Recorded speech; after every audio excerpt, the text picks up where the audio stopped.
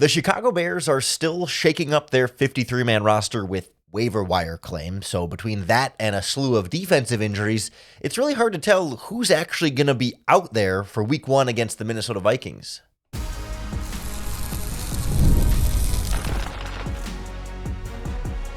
You are Locked On Bears, your daily Chicago Bears podcast. Part of the Locked On Podcast Network, your team every day. This is Locked On Bears, and I'm your host, Lauren Cox. I'm here to bring you your daily, in-depth Chicago Bears news and analysis. You can follow me on Twitter at CoxSports1, and you can follow the podcast at Locked On Bears on TikTok, Instagram, Facebook, Twitter, and the Locked On Bears YouTube channel, where you can keep up with all of our video podcasts as well. Thanks for making Locked On Bears your first listen today. We're part of the Locked On Podcast Network, your team every day. Today's episode is brought to you by our friends at PrizePicks. Download the PrizePicks app today and use promo code LOCKEDONNFL to get $50 in lineups after you play your first $5 lineup. On the show today, we'll take a look at some of the defensive injuries that are mounting at all three levels of this Bears defense. A couple linemen gone, a bunch of linebackers sidelined, and some key players in the secondary. Another one added to the list there, and how that then shapes what we might expect from Week 1. We'll also check in on the Bears waiver wire claims, bringing in two faces that are familiar to this Bears team and coaching staff, cutting a couple of surprise veterans that are key special teams contributors, and now we're trying to figure out exactly who's going to get called up still and what this 53-man roster might look like, because they also set their practice squad, and that plays into this conversation. We'll look at who's sticking around there and how that group might change and affect this roster over the course of the season.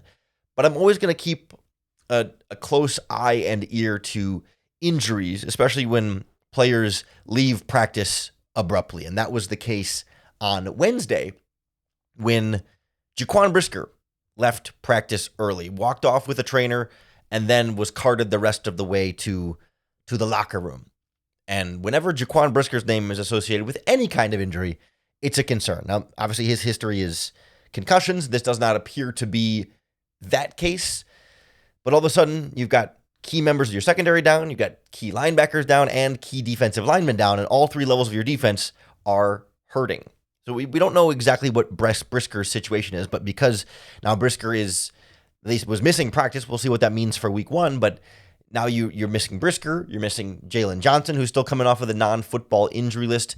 You've had Kyler Gordon slow to return from his injury situation. Josh Blackwell has missed multiple weeks as a backup cornerback in that secondary. And all of a sudden, at practice, you've got out there, Tyreek Stevenson, Nashawn Wright, Nick McLeod, Jonathan Owens, and Kevin Byard, or maybe Elijah Hicks instead of Jonathan Owens. But that's two of your projected 5 ideal healthy starters practicing. It's too early to panic about the secondary just yet, because we'll see. Brisker could return to practice tomorrow and be good to go, and Jalen Johnson could be 100%, and Kyler Gordon could be 100%, and all of a sudden, this could end up being much ado about nothing. But when the volume of injuries starts to stack up, that's when I start to get concerned, because in addition to Brisker leaving practice on Wednesday, Ruben Hippolyte, the rookie linebacker, left practice, which, again, in a vacuum, maybe not that big of a deal.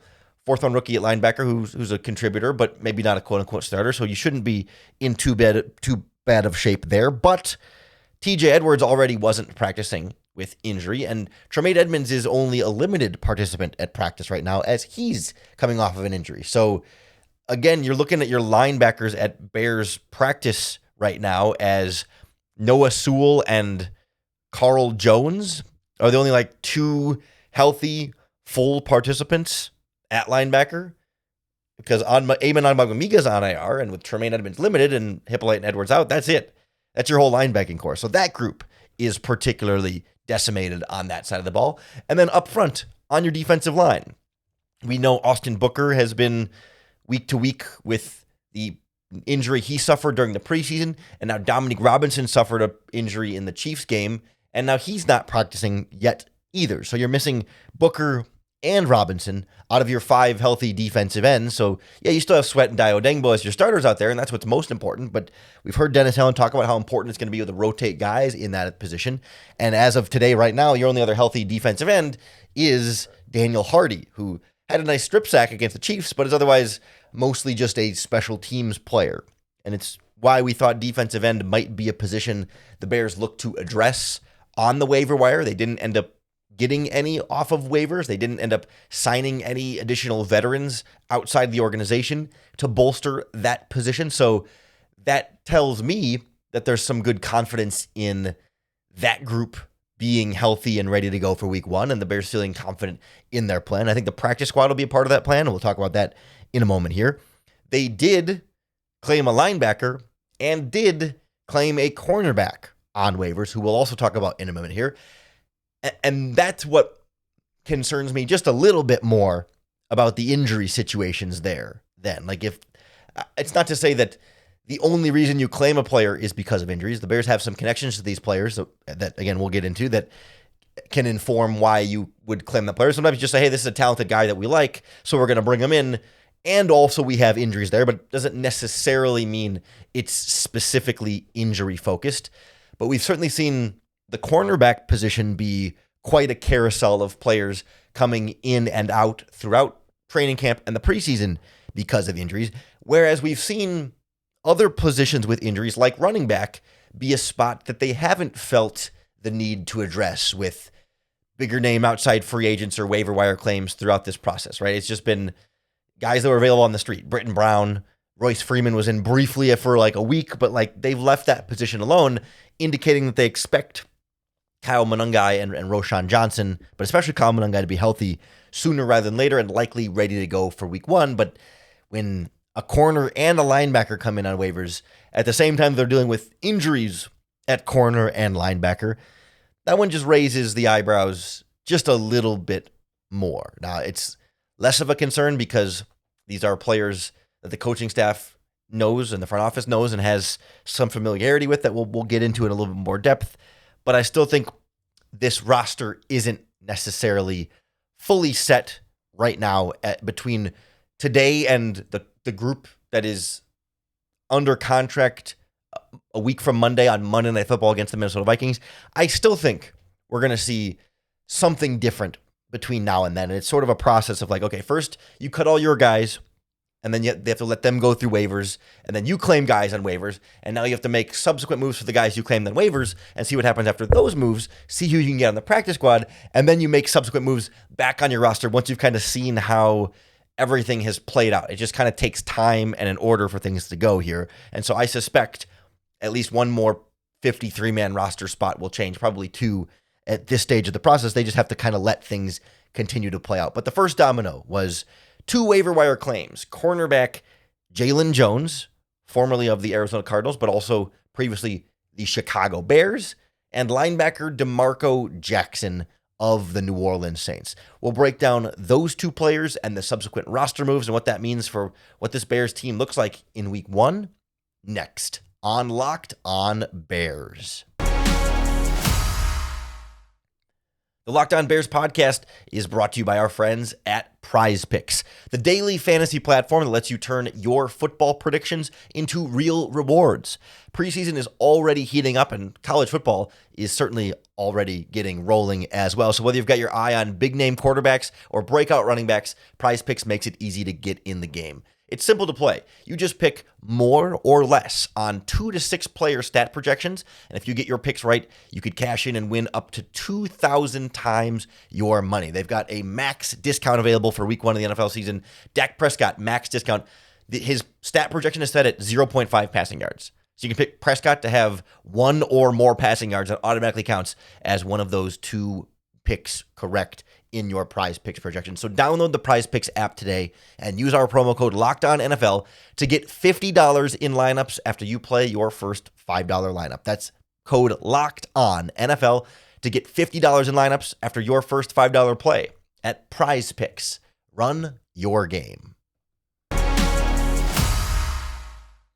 So the Bears got in on the waiver claiming action. Not as many as years past, because I think they're more confident in where the roster is at this point. But 2 waiver claims is not a small change, right? That's 2% of your, or 4% basically of your 53-man roster. And 2 names that are familiar to the Bears. One name that is familiar to us. We mentioned Jalen Jones, the cornerback, who we knew as a Chicago Bear for 2-ish seasons with the Bears before heading over in free agency this past season to the Arizona Cardinals. 3 seasons with the Bears, but two in a prime, 2 healthy, and then in 2024, I know he was kind of in and out of the lineup a little bit there. He's a guy who we saw mostly play outside cornerback, but I think has some potential slot versatility for the Bears, but also was a really key special teams player. And I think that's also a big part of why they brought him in. But the concern with me about them bringing in Jalen Jones now is that they had already kept 6 cornerbacks on that initial 53-man roster. And so claiming Jalen Jones and not waiving any of the cornerbacks that are currently under contract would now give them 7 cornerbacks. Jalen Johnson, Tyreek Stevenson, Kyler Gordon, Deshaun Wright, Josh Blackwell, Nick McLeod, and Jalen Jones. And 7 cornerbacks is a lot when they're all healthy, or when you're confident that they're all healthy. But maybe Jalen Jones at this stage of the process is some level of admission of like, actually, you know what? Maybe Jalen Johnson might not be ready to go. Or maybe Josh Blackwell might not be ready to go. I mean, I try and give them some benefit of the doubt here that, hey, this is just a good special teams player who also happens to be a valuable cornerback, and maybe they just wanted this kind of special teams contribution versus someone else. But you could have added that special team contribution at linebacker, where you have a bunch of injuries, or at safety, where you have an injury and where Dennis Allen has liked to keep extra safeties, or, tight end or running back, where you have you can get special teams contributions from a lot of different places. But they chose corner as one of those spots. So there's some plausible deniability about Jalen Johnson being a known commodity here, but also I have my own question marks and doubts about whether or not that signals, even in just a temporary standpoint, do you keep 7 cornerbacks for a week or 2 until Jalen Johnson and Josh Blackwell are healthy, and then you release either Jalen Jones or Nick McLeod to get you back down to 6 cornerbacks where they initially had started this thing. The other player they claimed, linebacker DeMarco Jackson from the New Orleans Saints. Not a player any of us should recognize. Went to college at Appalachian State, was a 5th-round pick in 2022, but notably a 5th-round pick by Dennis Allen as head coach of those New Orleans Saints. So very much familiar with what he brings on defense and on special teams. Been just a backup for them. Hasn't had a ton of regular season action, although he did have a fumble recovery for a touchdown in one regular season game as a rookie. But this is not a guy who we should expect to see counted on in any kind of starting role. But some more depth there in special teams ability. I think when Eamon Onbabamiga goes on IR, this is in some part the response to that. But I am still a little bit surprised that they now will have 6 healthy linebackers, 6 total linebackers on the active roster. When Dennis Allen really doesn't use a lot of base defense, he typically only uses, for the majority of the game, 2 linebackers at a time. It's going to be a little bit of Noah Sewell, but it's almost always going to just be Edwards and Edmonds. So 6 linebackers is kind of like having, 2 backups for each guy. And I'm not sure that they need 6. I'm surprised that they currently are carrying 6 and that they wouldn't just roll with 5 and release. If you wanted DeMarco Jackson, why didn't they just release Carl Jones, who's been an undrafted free agent who they could easily put on the practice squad? But they seem to want, again, maybe it's just a special teams thing, but I'm skeptical when you've got TJ Edwards out of practice. We're not sure how long that's going to be. You've got Tremaine Edmonds limited, and now you add in Ruben Hippolyte leaving practice. Technically, the waiver claim happened before Hippolyte left practice, but just kind of leaving those question marks. Injuries and these waiver claims are making the roster a lot less clear, especially than the corresponding roster moves for those 2 waiver claims. You added 2 players on waivers, you have to create 2 spots for them on your 53-man roster. So the Bears released wide receiver kick returner Devin Duvernay and long snapper Scott Daly. So now you don't have a long snapper on the 53-man roster, and also the guy who you've been treating as your starting number 1 kickoff and punt return player is also not on the 53-man roster right now. You don't have a long snapper or a kick returner, or at least you don't have your designated long snapper and kick returner for week 1. they're absolutely going to need a long snapper for week 1. That's definitely changing between now and then. And I suspect Devin Duvernay will also be back on this roster sooner rather than later. And special teams coordinator Richard Hightower hinted as such, kind of just saying, yeah, this is sort of procedural roster moves as they're still kind of putting together the 53-man roster. The loophole here is that under the new practice squad rules, and we'll talk about the Bears practice squad more specifically in a moment, under the current newer practice squad rules, each week going into the game, you can take 2 guys from your practice squad and temporarily promote them to your game day roster so they don't count towards your 53. It's sort of they get to be a 54th and 55th player that you can have only on game day, and then after the weekend, they go back down to the practice squad. The caveat here is that each player can only do that twice over the course of a regular season. And so you can sort of stash 2 extra players, but only for 2 weeks at a time before you can no longer call them up. You can leave them on the practice squad, but then you can't call them back up to the active roster. Or you can sign them to the active roster, but you can't have them do both ways. It's sort of like a 2-way contract in the NBA in a lot of ways. And so Devin Duvernay is fully expected to land on the Bears practice squad and then get called up for game day for week 1 if he doesn't find another 53-man roster spot somewhere between now and then. Also in this process, the Bears have their backup long snapper from the preseason, Luke Elkin, is on their practice squad. And so presumably for the first 2 weeks of the season, they can just leave Elkin on the practice squad and call him up for game day. And I think the idea is that maybe, let's say you think, let's go with a hypothetical here. Jalen Johnson is going to miss 1 or 2 games this season, hypothetically. And you say, okay, we need to keep a 7th. We're not going to put Jalen Johnson on IR because it's only 1 or 2 games, but we need to keep a 7th cornerback on the roster just to have an extra body there while Jalen Johnson's gone. And so for those first 2 weeks, you call up your long snapper from the practice squad, but you can only do it twice. But for those 2 weeks, he long snaps for you as a practice squad player. But then after those 2 weeks, Jalen Johnson's healthy again. So then you release one of those 7 cornerbacks to get you back down to 6, because now Jalen Johnson's healthy, so you don't need 7. And then whatever cornerback you release, you could then use that roster spot to promote your long snapper to the active roster. And then you don't have to call him out from the practice squad. He can just be your long snapper for the rest of the season. And I wonder if that might not also be the case for somebody like Devin Duvernay, where for a week or 2, you're keeping 6 linebackers, or you're keeping 6 wide receivers, or 3 quarterbacks, or whatever it is, right?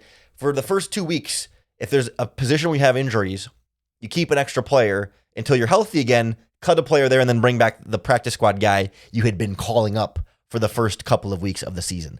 That's what I suspect the Bears will do. I mean, they could, in theory, just not bring back Devin Duvernay. Olamide Zaccheaus has been a returner. Luther Burden caught a punt in the preseason. Kyle Monangai did a kickoff. Jonathan Owens did some kickoffs in the preseason. The Bears have other kick returners. They don't have other long snappers. They have to call up that long snapper if that's what they want to do. But I just think it's likely that they play that practice squad game while they're waiting for injured players to get healthy, and then change the 53-man roster once those guys get healthy. I just think they had to do the long snapper thing this way because they had 2 long snappers, one who's a veteran and one who's not a veteran. And so the backup long snapper that they cut had to go through the waiver wire process, and I think they wanted to see him survive the waiver wire process and make it on the 53-man roster before they cut their veteran long snapper, Scott Daly. Now that they have the backup long snapper, the younger guy on the practice squad, they can cut Scott Daly knowing that they still have another long snapper in the building in case they can't get Daly back in the future when maybe they might want him back after a couple weeks of the season. So just a lot of like weird procedural roster stuff that you have to do in a specific order to make sure that you get players where you want them to while certain guys are hurt. The problem is there are more than 2 players on the practice squad I would like to call up for week 1. And so I'm not sure how the Bears are going to do that. That's why I think they might make an actual 53-man roster change sometime between now and week 1 and not just call guys up off the practice squad. So we'll take a closer look at the 15, soon to be 16 guys on this Bears practice squad who might get called up, who's got a chance to eventually make it back onto the active roster, and who's more there just kind of to develop over the course of this season. That's next on Locked On Bears. The Locked On Bears podcast is brought to you by our friends at Rugiet. Guys, you've probably heard of Viagra or Cialis. Maybe you've even tried them. But if you're looking for something beyond the usual pill, it's time to meet Rugiet Ready. Rugiet Ready is a next-gen prescription treatment designed to amplify arousal in the brain and boost blood flow. Unlike the usual pills that can take hours, Rugiet's 3-in-1 formula dissolves under your tongue and kicks in fast, on average in 15 minutes. And those effects can last up to 36 hours, so you can stay confident and in control when the moment is right. It's completely online. Rugiet connects you with a board-certified doctor and ships your treatment directly and discreetly to your door. Head to Rugiet.com/LockedOnNFL and use our promo code LockedOnNFL to get 15% off today. That's Rugiet, Rugiet, Rugiet.com/LockedOnNFL, promo code LockedOnNFL for 15% off. Individual results may vary with prescription treatment. Compounded drugs are permitted to be prescribed under federal law, but are not FDA approved and do not undergo FDA safety, effectiveness, or manufacturing review. Please visit the Rugiet website for full safety information.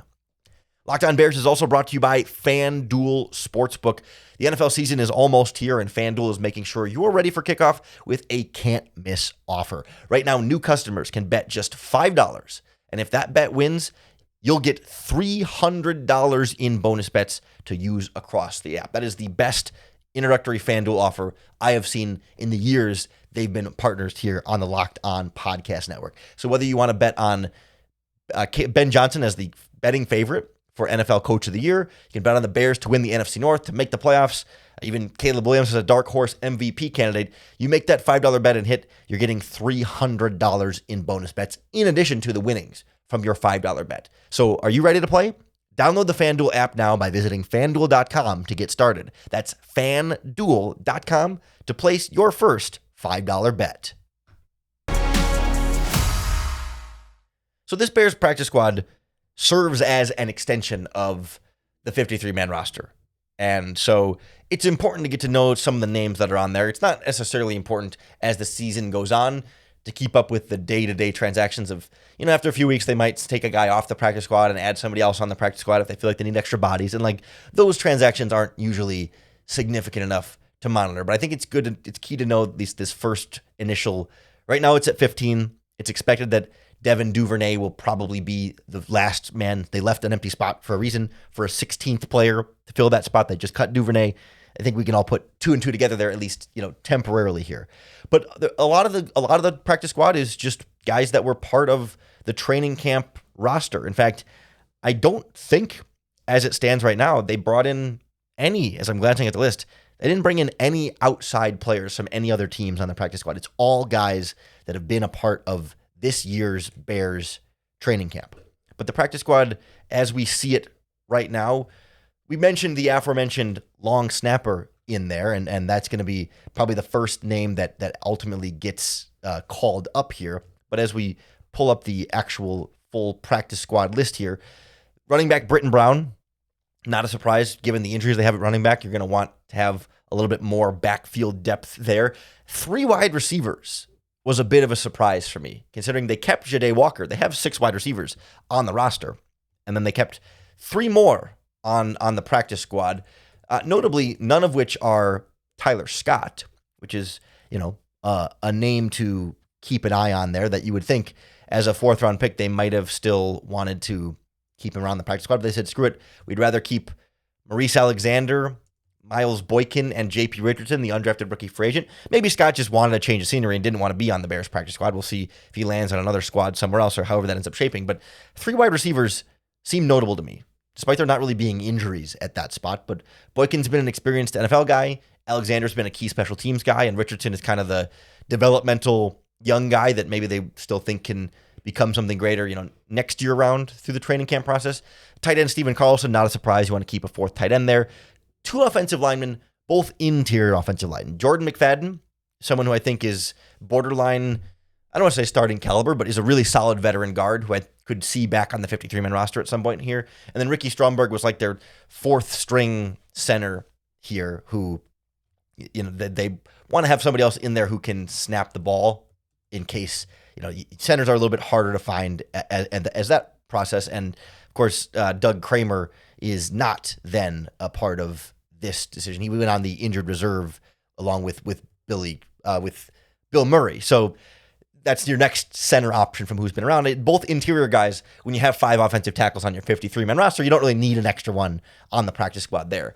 One defensive tackle, Jonathan Ford, was the nose tackle, who was part of the practice squad and briefly the roster last season. A little more defensive tackle depth there. But again, not Zach Pickens, not your draft pick. They kind of just said, we're just going to have to, part ways there and not really bring him in. I wonder if he ends up with Matt Eberflus and the Dallas Cowboys as a practice squad player, maybe more of a scheme fit there, but really surprised they didn't bring him back. Again, maybe he didn't want to be back, maybe he wanted to change the scenery, whatever it might be. They're moving in a different direction there. But 3 defensive ends on the practice squad says a lot to me. That was like the first thing that jumped out for me. We knew that Saints defensive end Tano Passanio would likely end up here, and that's a sticking point I want to come back to in a moment. But then also Jamri Croma and Xavier Carlton as former undrafted free agent developmental guys. But with Booker and Robinson hurt, having 3 defensive ends on the practice squad makes a lot of sense in case you feel like you're going to need to call some guys up, and especially if you're not super confident in those guys and want to have some different names to be able to rotate in there. And then 1 linebacker, Power Echols, was an undrafted rookie this year. And then 2 cornerbacks, Trey Flowers and Mekhi Gardner. Flowers, the Bears signed at the beginning of training camp when Jalen Johnson first was injured, but didn't make the 53. He could be a call-up option at some point. But they claim Jalen Jones, so they'd rather have Jalen Jones than Trey Flowers. They're already telling you that much. And then Mekhi Gardner was a late addition in the preseason. But I want to circle back to Tano Passanio here, because they signed him at the beginning of training camp, looked like he might be the number 3 defensive end, and even when they released him here and didn't put him on the 53-man roster, my instant assumption is that, well, if he ends up on the practice squad, he'll get called up on game day and be one of those game day called up that we talked about, where he doesn't have to count on the 53-man roster for the first couple weeks, but then eventually you're going to put him back on the 53-man roster once other guys get healthy and you make cuts at other position. But you're only allowed 2 practice squad call-ups for each game. 2 guys from the practice squad that go part of your active roster.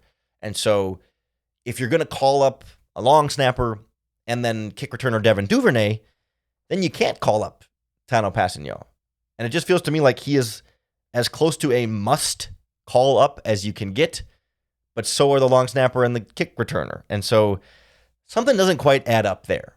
It feels to me like either a long snapper, a kick returner, or Tano Passanio has to make it back on the 53-man roster between now and Monday Night Football against the Minnesota Vikings.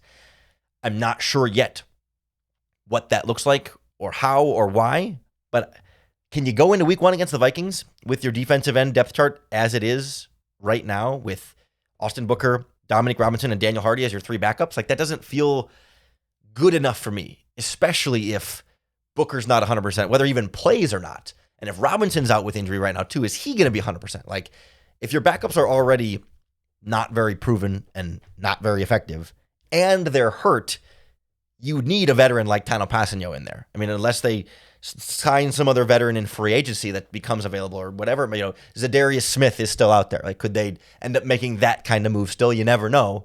But that's just where I feel like something's got to give somewhere on this 53-man roster.